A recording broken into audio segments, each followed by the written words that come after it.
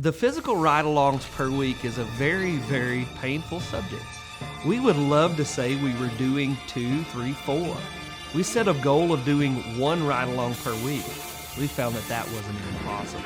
It's a little embarrassing, but I would say before Rilla, we were doing no more than 10 ride-alongs a month. There'd be a lot of unknowns, and so, why is this service professional not doing as well as the others? So with Rilla, it allows us to do 3, 4, 5 virtual ride-alongs. Now I am able to at least do 35 ride-alongs a day. When one person catches on to something, we can spread it across the company much faster. The biggest benefit of working with Rilla is the educational portion of it. We've got some lower performing service professionals listening to our top people, and now it's bringing them up also. Closing percentage on residential replacements was running about 43%.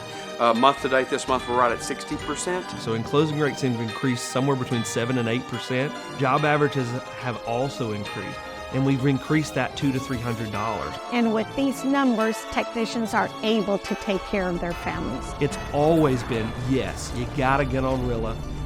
Forget the price, get on Rilla as quick as you can.